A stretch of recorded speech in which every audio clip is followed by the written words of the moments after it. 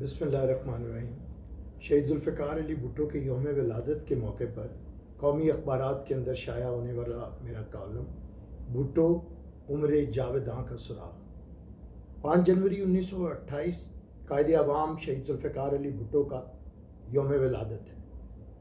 ذوالفقار علی بھٹو ایسا کرشماتی اور لافانی کردار ہے جس کی زندگی اعلیٰ ظرفی، ہمدردی اور فراغ دلی کا بہتا دریا ہے۔ بھٹو نے جابرانہ طاقتوں کے خلاف انتہائی دلیری سے مقابلہ کیا تاکہ سچائی، انصاف اور مساوات کا عکاس ایک خوبصورت معاشرہ قائم کیا جا سکے۔ بھٹو ذوالفقار علی بن کر آیا تاکہ محروم عوام کے پیروں میں پڑی ہوئی استحصال کی زنجیریں توڑ دے۔ بھٹو کی ذات کروڑوں بدنصیب انسانوں کے لیے جو اس سرزمین کی اتھاہ تاریکیوں میں زندگی گزار رہے تھے کے لیے ایک خدا داد نعمت تھی۔ جیسے آسمان کا روشن ترین ستارہ آسمان کو منور کرتا ہے، اسی طرح وہ محروم عوام کی اندھیری زندگی میں امید، حوصلے، روشن مستقبل اور خوشحال زندگی اور مسکراہٹوں کا ایک روشن منارہ تھا۔ پاکستان کے قیام کے چند سال کے اندر بانی پاکستان کی رحلت نے ملک کو حقیقی قیادت سے محروم کر دیا، لہٰذا تقریباً 25 سال تک پاکستان کے لوگوں کو رعایا اور محکوم سمجھا گیا اور انہیں ریاست کے معاملات سے لا تعلق رکھا گیا۔ معاشی اور سماجی انصاف ناپید ہوتا گیا، بے چینی بڑھنے لگی اور تقسیم کا عمل تیز تر ہو گیا، لہٰذا فلاحی ریاست کا تصور دھندلانے لگا جس کا وعدہ قائد اعظم محمد علی جناح نے 11 اگست 1947 کی دستور ساز اسمبلی میں اپنی تقریر میں کیا تھا۔ خالق کو اپنی مخلوق پر رحم آیا اور پاکستان کے لوگوں کو بھٹو شہید جیسا قائد میسر آ گیا جس نے جناح کے ویژن کو آگے بڑھانے کا عزم کیا۔ بھٹو نے ملک کے گلی کوچوں میں لوگوں سے رابطہ استوار کیا اور محروم طبقات کے مسائل کو حل کرنے کے لیے ایک نئی جماعت بنانے کا فیصلہ کیا اور سماجی، معاشی اور سیاسی ڈھانچوں میں ایک انقلابی تبدیلی کا منصوبہ پیش کیا۔ بھٹو شہید نے پاکستان کی تاریخ کا سب سے کرشماتی نعرہ دیا، طاقت کا سرچشمہ عوام ہے، یعنی پاکستان کے عوام اور صرف عوام ہی انقلاب کو عملی جامہ پہنا سکتے ہیں۔ اس طرح پہلی دفعہ پاکستان کے لوگوں کو رعایا سے عوام بنانے کی جدوجہد کا آغاز ہوا، جس سے غریب جاگنے لگے، کاہے امراء کے در و دیوار ہلنے لگے۔ ذوالفقار علی بھٹو کی قیادت میں پاکستان پیپلز پارٹی عوام میں بہت تیزی سے مقبول ہونے لگی اور غریب اور محروم طبقات کی آنکھوں میں امید کی چمک نظر آنے لگی۔ مزدور، کسان، طالب علم، وکلاء، دانشور، نیز پسے اور کچلے ہوئے تمام طبقات اپنی جماعت یعنی پاکستان پیپلز پارٹی میں شامل ہونے لگے اور تقسیم کی ایک واضح لکیر نظر آنے لگی۔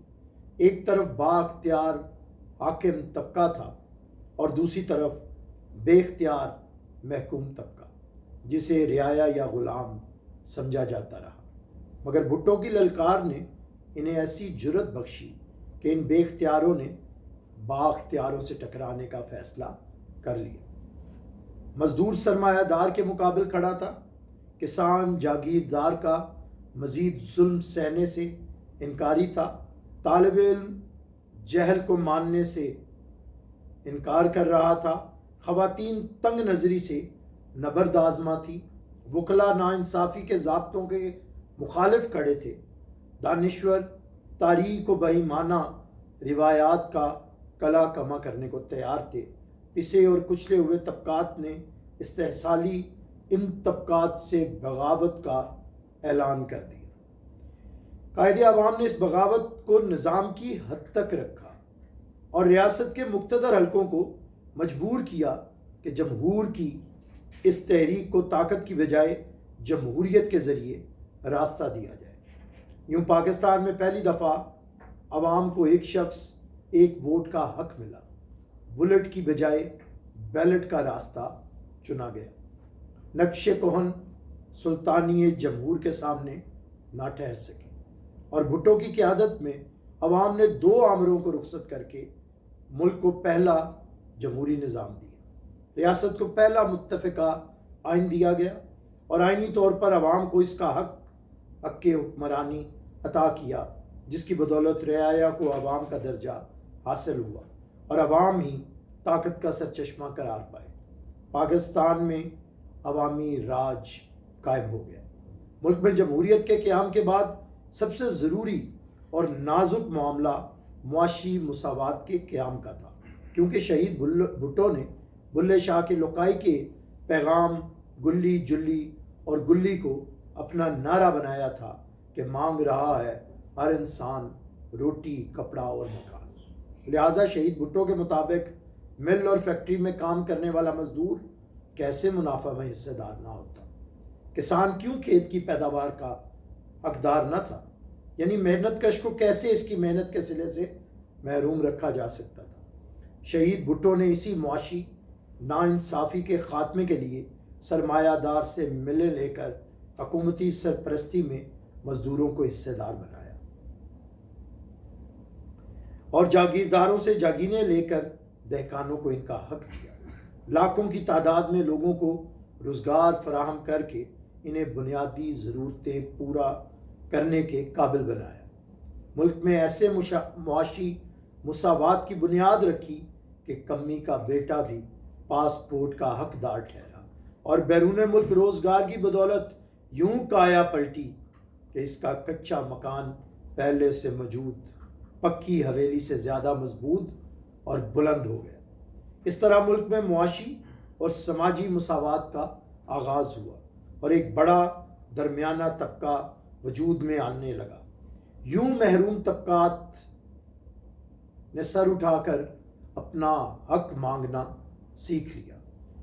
शहीद भुट्टो ने फरसूदा निज़ाम के साथ साथ ताफ़ुन ज़दा रिवायात का भी खात्मा किया। वो तबकात जो कौम के ख़िलाफ़ किए गए अपने जराइम से बाखूबी वाकिफ़ थे, वो इन जमातों की नज़रें हमेशा माजी पर लगी थी, जबकि शहीद भुट्टो दरख्शां मुस्तकबिल की बात कर रहे थे ताकि अवाम को पस्तियों से निकाल कर अजीम लोगों के शायान शान ज़िंदगी गुजारने का रास्ता दिखाया जा सके। शहीद भुट्टो के नज़दीक कौम को दरपेश चैलेंजों और हकीकी मसाइल सियासी और मुआशी न थे, बल्कि मजहबी, क्योंकि इस्तेहसाल करने वाले और इस्तेहसाल ज़दा दोनों ही मुसलमान थे। लिहाजा शहीद भुट्टो ने इन रुज्जत पसंद कुव्वतों जो अपने आप को मज़हब का ठेकेदार समझते थे की अजारादारी ख़त्म की। भुट्टो की क़यादत में यह अवामी इंकलाब अवाम के बेदार होने का सबूत था। लिहाजा रद्द इंकलाब की ये तमाम कुव्वतें यकजा हो गई और कभी भुट्टो को काफिर करार दिया और कभी गद्दार, और आखिरकार इनको कातिल ठहराकर तख्ता दार पे चढ़ा दिया गया। लेकिन तारीख साबित करती है कि काफिर की बजाय शहीद भुट्टो को आलम इस्लाम की क़यादत का एजाज़ हासिल हुआ। गद्दार की बजाय तारीख शहीद भुट्टो को आइन देने पर, अंदरूनी और एटम बम देने पर, बैरूनी ख़तरात से मुल्क बचाने पर अजीम तरीन वतन परस्त करार देती है। कत्ल का मुजरिम करार दिए जाने के बावजूद तारीख़ इस फैसले को अदालती कत्ल करार देती है और तारीख़ की अदालत में शहीद भुट्टो सुरखरू करार पाता है, क्योंकि आप किसी फ़र्द को कत्ल कर सकते हैं मगर इसके नज़रिए को नहीं। अवाम के लिए भुट्टो के अनमोल कारनामों ने इसे अमर बना दिया और जैसे भुट्टो ने कहा था कि खल्के खुदा मेरे बारे में गीत गाएगी और मैं इसकी कहानियों का जावेदां हिस्सा बन जाऊंगा, आज भी अवाम का नारा यही है, जिंदा है भुट्टो जिंदा है।